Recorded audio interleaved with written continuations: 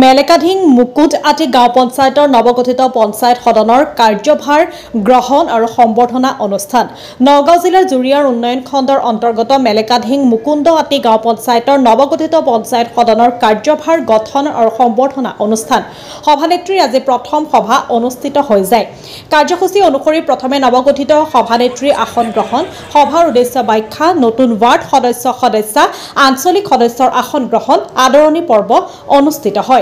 জুৰিয়া আঞ্চলিক পঞ্চায়তৰ প্ৰাক্তন সভাপতি জয়নাল উদ্দিনৰ সভাপতিত্বত অনুষ্ঠিত হোৱা সভাখনত সভানেত্ৰী লিলিমা খাতুনক আৰু জুৰিয়া আঞ্চলিক পঞ্চায়তৰ সভানেত্ৰী ৰেহেনা বেগমক ফুলাম গামোচা আৰু জাপিৰে সম্বৰ্ধনা জনোৱা হয় আৰু নৱনিৰ্বাচিত সদস্যসকলক উপস্থিতো আছিল।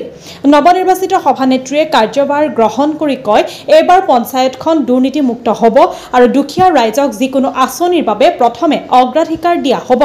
পঞ্চায়ত সেক্ৰেটাৰী সাইফুল ইছলাম, গ্ৰাম সেৱক মুজাম্মিল হক, গাণনিক বিষয়া আনোৱাৰ হুছেইন, মণ্ডল কংগ্ৰেছৰ সভাপতি ৰূপ চৰকাৰ, ফকৰুদ্দিন, মিজানুৰ ৰহমান, ৰফিকুল ইছলাম, বৰালিমাৰী ফুৰহানিয়াটি গাঁও পঞ্চায়তৰ প্ৰাক্তন সভাপতি শ্বেইখ আব্দুল্লাহ, বিশিষ্ট সমাজকৰ্মী আব্দুল মালিক, আবুল হুছেইন আৰু বাহাৰুল ইছলাম, মাজাহাৰুল ইছলাম উপস্থিত আছিল।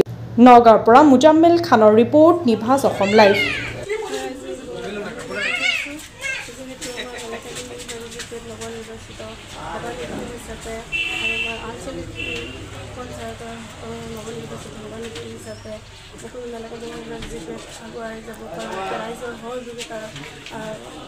আশা কৰিছোঁ যাতে ৰাইজক ধন্যবাদ দিছোঁ, ৰাইজৰ কাৰণে আজি এইখিনি আগুৱাই যাব পাৰিছোঁ আৰু অনাগত দিনত যাতে ৰাইজৰ উন্নয়নমূলক কাম কাজত যাতে আমি আগুৱাই যাব পাৰোঁ তাৰে কামনা কৰিছোঁ আৰু ৰাইজৰ কৃতজ্ঞ হৈ আছোঁ যাতে সদায় ৰাইজ আমাৰ লগত থাকি সুখে থাকি যাতে উন্নয়নমূলক কাম কাজত আগুৱাই যাব পাৰোঁ তাৰ কামনা কৰিছোঁ।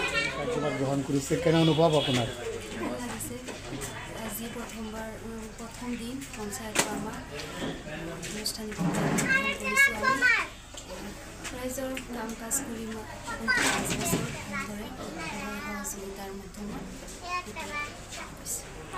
পঞ্চায়তৰ নৱনিৰ্বাচিত সভানেত্ৰীৰ লগতে তেখেতসকলৰ আঞ্চলিক পঞ্চায়তৰ সদস্য তেখেতসকলে আজি প্ৰথম কাৰ্যভাৰ গ্ৰহণ কৰিছে।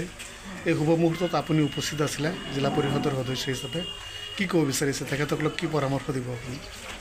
মই তেখেতসকলক এটাই পৰামৰ্শ দিব বিচাৰিম যে আমাৰ কাৰণে যি ৰাইজে আমাৰ কাৰণে যি কষ্ট, যি আশা আকাংক্ষা লৈ পেলাই আমাক যি ৰাস্তা প্ৰদান কৰিছে, আমি যাতে তেখেতসকলৰ লগত লগ লাগি সকলোৰে প্ৰতিনিধিবিলাকে আমি সমাজৰ কাম সম্পূৰ্ণ সুচাৰুৰূপে যাতে কৰিব পাৰোঁ, তেখেতসকলৰ পৰামৰ্শ ক্ৰমে এইখিনি মোৰ আশা।